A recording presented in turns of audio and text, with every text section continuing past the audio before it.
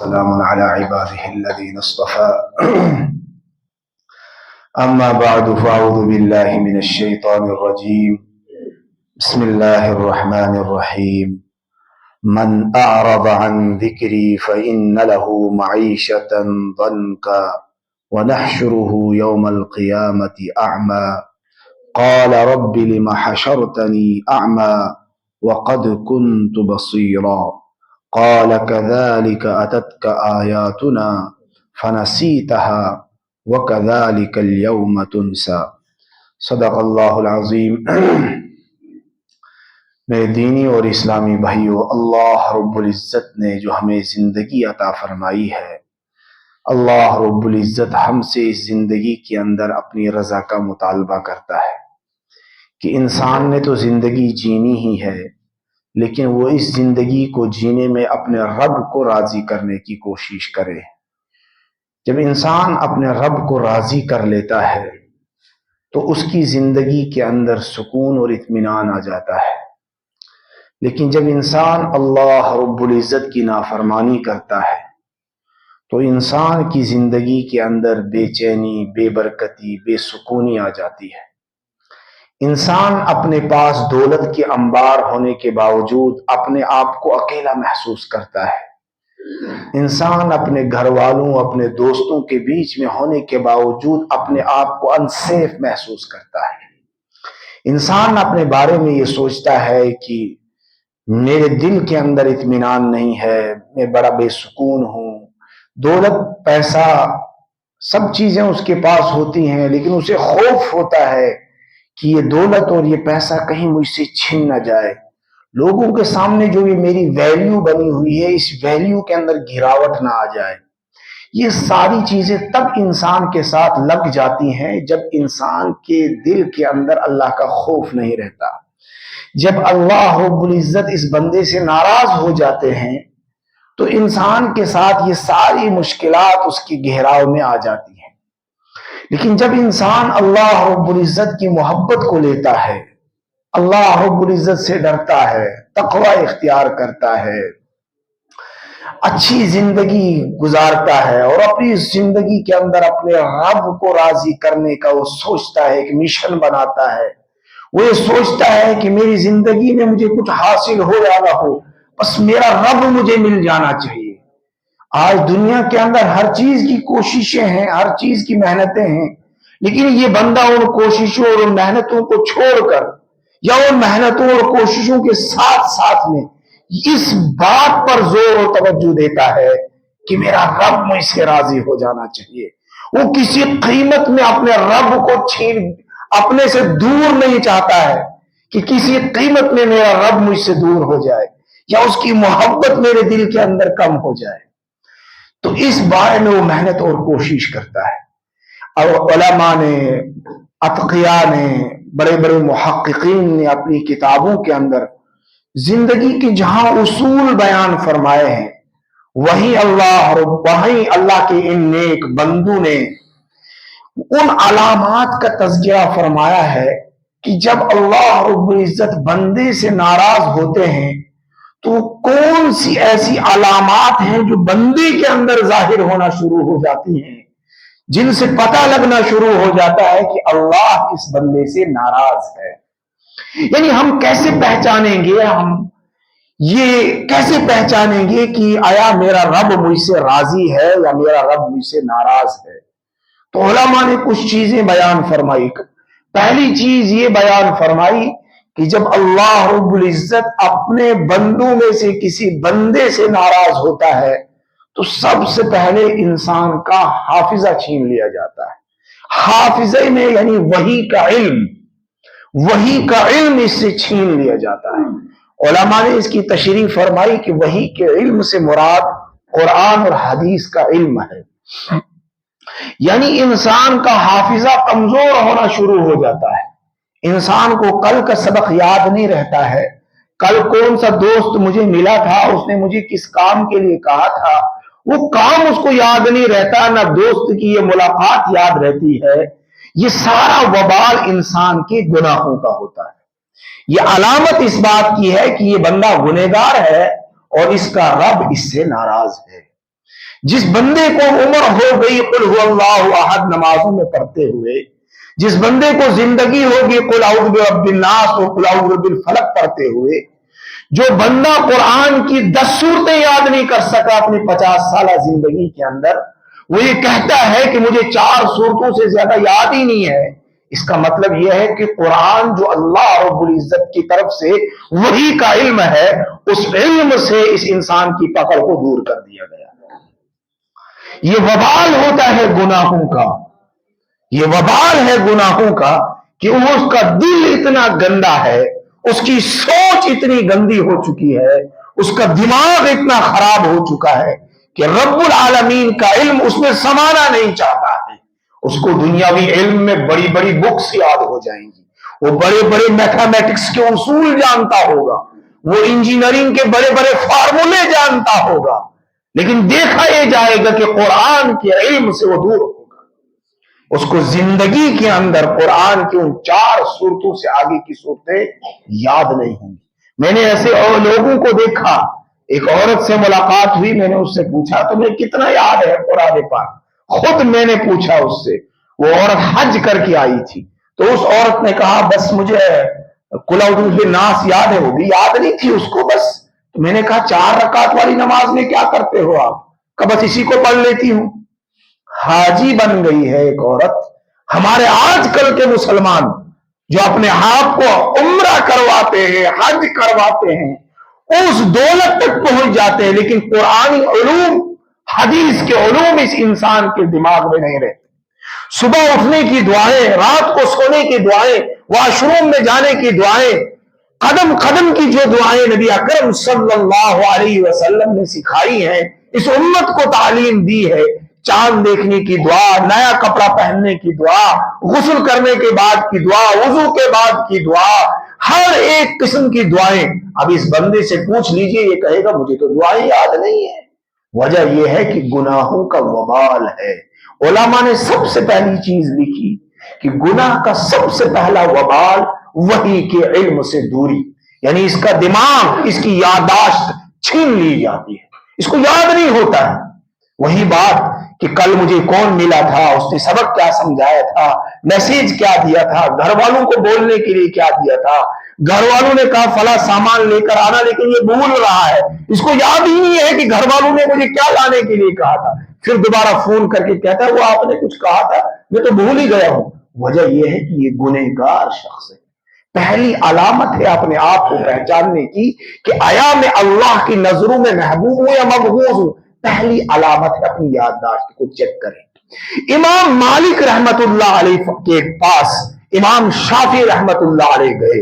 جب حضرت امام شافعی رحمت اللہ علیہ گئے تو آپ کے علم سے، زہد سے، تقوی سے اور آپ کی ذہنی یادداشت سے حضرت امام مالک رحمت اللہ علیہ متاثر ہوئے کہ ایسا طالب علم مجھے ملا۔ امام شافعی رحمت اللہ علیہ کے متعلق کتابوں میں وارد ہے کہ ان کے پاس پینسل نہیں تھی، وہ گم ہو گئی تھی، راستے میں کہیں کھو گئی، اب ان کے پاس لکھنے کے لیے کچھ نہیں ہے۔ استاد کے سامنے بیٹھ گئے اور استاد حدیثیں بتاتے رہے، احادیث بتا رہے ہیں اور یہ جھوٹی اپنا ہاتھ چلا رہے ہیں۔ استاد کو جیسے معلوم ہوا استاد خفا ہو گئے، تم دھوکہ دیتے ہو، کھڑے ہو جاؤ، دھوکہ دے رہے ہو، علم حدیث کی مجلس ہے اور تم استاد کے سامنے جھوٹی ہاتھ چلا رہے ہو، کہاں تمہارا قلم ہے؟ امام شافعی رحمت اللہ علیہ سہم جاتے اور استاد سے کہتے حضرت میرا قلم کھو گیا ہے، لیکن جتنی احادیث آپ نے بتائی ہیں وہ مجھے سب یاد ہیں۔ استاد نے اسی مجلس کے اندر 100 حدیثیں جو اس وقت تک لکھائی تھی اس کی سند کے ساتھ میں، یہ علماء سمجھتے ہیں سند کیا چیز ہوتی ہے۔ حدیث کی ایک سند ہوتی ہے جس میں نام ہوتے ہیں کہ فلاں آدمی نے فلاں سے سنا، اس حدیث کو فلاں آدمی نے فلاں سے سنا، پھر یہ حدیث فلاں نے روایت کی، اس سے فلاں نے روایت کی، ایک سند ہوتی ہے۔ پھر متن ہوتا ہے حدیث کا۔ سند اور متن کی صحت کے ساتھ اسی جگہ تمام کی تمام حدیث زبانی سنا۔ امام شافعی رحمت اللہ علیہ کے بارے میں آتا ہے کہ امام مالک رحمت اللہ علیہ نے جب یہ قوت، یہ ذہانت، یہ حفظ کی طاقت دیکھی تو اپنے اس بچے کو، اس شاگرد کو نصیحت کی، نصیحت کرتے ہوئے فرمایا کہ اتق اللہ، اللہ سے ڈرتے رہنا، اللہ تعالی سے ڈرتے رہنا اور گناہوں سے اپنے آپ کو دور رکھنا، گناہوں سے اپنے آپ کو بچا کے رکھنا۔ اس لیے کیونکہ یہ جو حافظی کی قوت ہے، یہ ہمارا جو دماغ ہے، یہ رب العالمین کے کنٹرول میں ہے۔ جب انسان اللہ کی تابعداری کرتا ہے، رب العالمین کی محبت کو اپنے سینے میں بساتا ہے، تو رب العالمین اس کی جو فیوز ہے، اس کے دماغ کا جو جتنا سٹیشن ہے، اس کو اپنی اس پر چلاتے رہتے ہیں جو اس کا راستہ ہے۔ لیکن جب انسان گناہ کرتا ہے تو حدیث مبارکہ کے اندر آتا ہے، اللہ کے رسول صلی اللہ علیہ وسلم نے فرمایا، گناہ کی وجہ سے ایک سیاہ نقطہ انسان کے دل پر لگ جاتا ہے۔ ایسی ہی گناہ کی اس نحوست کی وجہ سے انسان کی جو ذہنی قوت اور صلاحیت ہے وہ چھین لی جاتی ہے۔ سب سے پہلا کام یہ ہوتا ہے گناہ کا کہ انسان کی ذہانت اور قوت چھین لی جاتی ہے۔ آپ دیکھیے امام بخاری رحمت اللہ علیہ کو 3 لاکھ حدیثیں یاد تھی۔ کتنی؟ 3 لاکھ حدیثیں یاد تھی۔ امام ابو داؤد سجستانی رحمت اللہ علیہ کو 5 لاکھ حدیثیں زبانی یاد تھی۔ کیا کوئی شخص آج 5 لاکھ حدیثیں سنا سکتا ہے؟ امام ابو داؤد رحمت اللہ علیہ ایک جگہ پر گئے اور ایک بڑے اجتماع میں لوگوں کو کھڑا کرتے گئے، اے لوگوں، میرا تم سے چیلنج ہے، کوئی ایسی حدیث سناؤ، کوئی ایسی حدیث مجھے بتاؤ جو حدیث مجھے معلوم نہ ہو۔ خود سٹیج پر بیٹھے اور لوگ حدیث کا ایک لفظ پڑھتے ہیں، پوری حدیث سنا دیتے ہیں، یہ حدیث مجھے یاد ہے۔ دوسرا اٹھتا ہے، وہ حدیث کی سند پڑھنا شروع کرتا ہے، امام بخاری، امام ابو داؤد اس کا متن پڑھنا شروع کرتے ہیں، یہاں تک کہ پورے اتنے بڑے مجمع میں ایک شخص بھی ایسا نہیں تھا کہ اس نے کوئی ایسی حدیث سنائی ہو جو امام ابو داؤد رحمت اللہ علیہ کو یاد نہ ہو۔ یہ علوم کے اتنے ماہر لوگ اور اس طرح قرآن اور حدیث کو یاد رکھنے والے لوگ، آپ دیکھیے ان کے بارے میں آتا ہے، امام شافعی رحمت اللہ علیہ کے بارے میں آتا ہے کہ جب وہ کوئی بات سن لیتے تھے اس کے بعد ان کو بھولتی نہیں تھی۔ آج ہمارا حال یہ ہے، آج بچوں کو سکول ٹیچرز پڑھا کے تھک جاتے ہیں، سارے اصول بیان کر دیتے ہیں، بچے کا دماغ موبائل کی چیٹنگ پر لگا ہوا ہے۔ آج ایک ٹیچر بچے کو سمجھانا چاہتا ہے، پورے اصول بورڈ پر سمجھاتا ہے، لیکن وہ کلاس میں تو ہے لیکن ذہنی طور پر وہ کہیں اور گھوم رہا ہے۔ اس کا نتیجہ یہ ہوتا ہے کہ استاد ساری انرجی لگا دیتا ہے لیکن بچے کے کچھ بھی پلے نہیں پڑتا ہے کہ استاد نے کیا سمجھایا۔ آج استاد بھی پریشان ہیں، اسٹوڈنٹس بھی پریشان ہیں۔ وجہ یہ ہے کہ آج ہماری زندگیاں گناہوں سے بھری ہوئی ہے۔ ان گناہوں کی نحوست کی وجہ سے ہمارے حافظے دن بدن کمزور ہوتے جا رہے ہیں۔ ہمارے حافظوں کا حال دیکھیے، ہمارے قوت حفظ کا حال دیکھیے، آج ہم کہاں پہنچ چکے ہیں۔ اس کی بنیادی وجہ امام شافعی رحمت اللہ علیہ کے متعلق آتا ہے کہ انہوں نے اپنے استاد سے شکایت کی، شکوت الی وکیع سوء حفظی فاوصانی الی ترک المعاصی فإن العلم نور من الہی ونور اللہ لا یعطی لعاصی۔ امام شافعی رحمت اللہ علیہ اپنے ٹیچر سے، اپنے استاد سے، اپنے گرو سے یہ پوچھتے ہیں، شکوت الی وکیع، وکیع ان کے استاد تھے، خود فرماتے ہیں میں نے اپنے استاد محترم سے سوء حفظ کی شکایت کی، میں نے ان سے کہا مجھے یاد نہیں رہتا ہے، فاوصانی الی ترک المعاصی، تو مجھے انہوں نے جو وصیت فرمائی، انہوں نے مجھ سے یہ کہا کہ تم گناہوں کو چھوڑ دو، گناہوں کو چھوڑ دو۔ آج دنیا داروں کو دیکھو گے، دنیا کے لوگوں کو دیکھو گے، ڈاکٹروں کے پاس جاتے ہیں، حکما کے پاس جاتے ہیں، بادام کھاؤ، بادام کی بوریوں کی بوریاں کھا لی لیکن دماغ وہیں کا وہیں پڑا ہوا ہے۔ نہ جانے کیسے کیسے معجون کھا لیے، کاجو کھا لیے، اخروٹ کھا لیے، نئی نئی تحقیقیں آئیں، روز صبح اٹھ کے اخروٹ کھا رہے ہیں لیکن دماغ وہیں کا وہیں ہے۔ میرے بھائیوں، ان اخروٹوں اور اخروٹ اور باداموں کے اندر دماغ کا نسخہ چھپا ہوا نہیں ہے، یہ دماغ ہمارے رب کے کنٹرول کے اندر ہے۔ امام بخاری نے کون سے بادام کھائے تھے؟ امام ابو داؤد کون سے بادام اور اخروٹ کھایا کرتے تھے؟ ہم دیکھیں اپنے ائمہ کو, امام شافعی کو دیکھیں, ان کو 3 لاکھ احادیثیں یاد ہے. انہوں نے کون سے بادام کھائے, کون سے اخروٹ صبح اٹھ کے کھاتے تھے؟ اصل میں وجہ یہ تھی کہ انہوں نے اپنی زندگیوں کو گناہوں سے دور رکھا ہوا تھا. آج بھی اگر کوئی اسٹوڈنٹ, کوئی بھی طالب علم, کوئی بھی ٹیچر, کوئی بھی فرد, دنیا کا کوئی بھی انسان آج ہی یہ سوچ لے اور توبہ کر لے, اس کے ذہن کی اڑان آپ دیکھیے گا. 1 ہفتے کے بعد دیکھیے کیسا اس کے ذہن کے اندر کیسے چیزیں بسنی شروع ہو جائیں گی. جب دماغ کے اندر خباثت ہوگی, ہزاروں چیزوں کی فکریں دماغ کے اندر بسی ہوئی ہوں گی, تو وہ علم کہاں سے اس سینے میں سمائے گا؟ وہ علم کہاں سے سمجھ میں آئے گا؟ آج بچوں کو استاد اسکول میں پڑھاتے ہیں, پڑھانے کے بعد گھروں کی ٹیوشنیں ہیں. ان ٹیوشنوں کے بعد بھی گھر والوں کو یہ امید نہیں ہمارا بچہ پاس ہوگا. ہزاروں لاکھوں روپے خرچ ہو رہے ہیں, لیکن وہ ایک لیسن بچے کو سمجھ میں نہیں آ رہا ہے. وجوہات یہ ہے کہ آج گناہوں کی بھری زندگی ہماری ہو چکی ہے. آج گناہ ہماری زندگی کے اندر آیا ہے. تو پہلی چیز جس کی وجہ سے انسان کا دماغ, انسان اللہ, جس سے پتہ یہ لگتا ہے, پہلی چیز جس سے پتہ لگتا ہے کہ میرا اللہ مجھ سے ناراض ہے, وہ چیز ہے سوء حفظ, وہ چیز ہے انسان کا بھول جانا, وہ چیز ہے انسان کے دماغ کا کمزور ہونا. یہ پہلی چیز ہے. دوسری چیز ہے رزق کے اندر کمی. رزق کے اندر کمی کا ہونا, اس کے ذریعے سے بھی انسان پہچان سکتا ہے کہ میرا رب مجھ سے ناراض ہے. دوسری چیز ہے رزق کی کمی. رزق کی کمی کیا چیز ہے؟ رزق کی کمی یہ نہیں ہے کہ ہمیں ملازمت کے اندر کم پیسے ملے. رزق کی کمی کا مطلب یہ, جس کو کم ہلائیے, کم ہلاؤ بھائی, اس کو کم ہلاؤ, پتہ لگ گیا سب کو, ہلاؤ مت. دوسری چیز ہے رزق کی کمی. رزق کی کمی کا مطلب یہ نہیں ہے کہ انسان کے پاس پیسے کم ہو.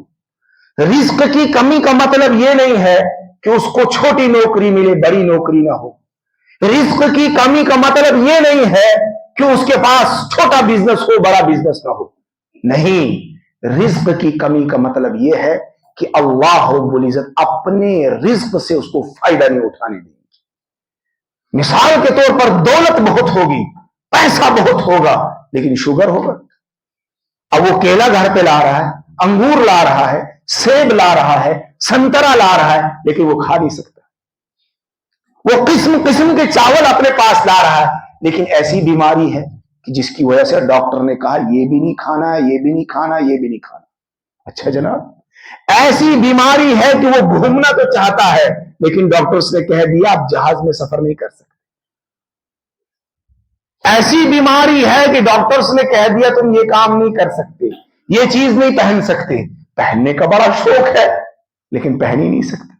کھانے کا بڑا شوق ہے, کھا ہی نہیں سکتا. پیسہ کھلا ڈلا ہے, پیسے میں کوئی کمی نہیں. رزق کے اندر نمبر 2 کمی کر دی جائے گی. اس سے پتہ لگ جائے گا میرا رب مجھ سے ناراض ہے. عجیب عجیب قسم کی بیماریاں آ جائیں گی. ڈاکٹرز کہیں گے آپ کا جو ہے فلاں بیماری گوٹ سے آ گئی ہے, یا کوئی بھی بیماری. آج کل تو نئی بیماریاں سنتا ہے آدمی. اب آپ کو جناب گوشت نہیں کھانا, اب آپ کی فلاں بیماری ہے. اب آدمی کے پاس پیسہ تو بہت ہے, اور قسم قسم کے گوشت وہ بازار میں دیکھ رہا ہے. اس کا دل تو لگ جاتا ہے کھانے کے لیے, لیکن یہ کھا نہیں سکتا, کیونکہ رب العالمین نے اس کا رزق بند کر دیا. جبکہ نیکوکاروں کے لیے اللہ تعالیٰ قرآن پاک میں فرماتا ہے وَيَرْزُقُهُ مِنْ حَيْثُ لَا يَحْتَسِبُ. اللہ تعالیٰ ان کو وہاں سے رزق دے گا جہاں سے ان کو وہم و گمان میں بھی نہیں ہوگا, اور خوب فراوانی کے ساتھ کھا رہے ہوں گے. لیکن اس کے پاس پیسہ, دولت, سب کچھ ہوگا, لیکن کھانے کی, اس سے فائدہ اٹھانے کی اجازت نہیں ہوگی. تو یہ 2 چیزیں ہوگی. اس کے ساتھ اور بھی کچھ چیزیں ہیں, انشاءاللہ اگلے ہفتے ان کو کوشش کریں گے لانے کی, کہ جب ہمارا رب ہم سے ناراض ہوتا ہے تو ہماری زندگی کے اندر کون کون سی چیزیں آ جاتی ہے جن کے ذریعے سے پتہ لگ جاتا ہے کہ ہمارا رب ہم سے ناراض ہے. اس لیے ہم اپنے گناہوں سے دور ہو جائیں, گناہوں بھری زندگی کو چھوڑ کر توبہ اور استغفار کے ساتھ ایک نئی زندگی کو شروعات کریں. ایک نیک اور صالح انسان بننے کی کوشش کریں کہ ہم جب دنیا سے جائیں تو ہمارے ہم سے ملاقات کرنے والے درخت، جس راستے پہ ہم چلتے ہیں وہ راستے، ان جن جگہوں پر ہم سجدہ کرتے ہیں وہ جگہیں بھی ہمیں یاد کرے اور ہمارے لیے مغفرت کی دعا کرے۔ کہ جب انسان مسجد کے اندر آتا ہے، حدیث مبارکہ کے اندر آتا ہے، بار بار جو مسجد آتا اور جاتا ہے، ان کے حدیث پاک میں آیا وہ مسجد کے کھوٹے ہیں، حدیث میں ہے مسجد کے کھوٹے ہیں وہ، کہ جب کبھی وہ مسجد سے غیر حاضر ہوتے تو وہ جگہیں ان کو یاد کرتی کہ کوئی مجھ پر سجدہ کیا کرتا تھا، کوئی یہاں بیٹھ کر اللہ کی تسبیح کیا کرتا تھا، کوئی قرآن کی تلاوت کیا کرتا تھا، آخر وہ کہاں چلا گیا؟ اس لیے ہم مسجد کے کھوٹے بنے، اپنے گھروں کو عبادات سے سجائیں، خوب نوافل گھروں میں پڑھا کریں، قرآن کی تلاوت سے گھروں کے ماحول کو سجایا کرے۔ اللہ عمل کی توفیق سے نوازے۔ وآخر دعوانا ان الحمد للہ رب العالمین۔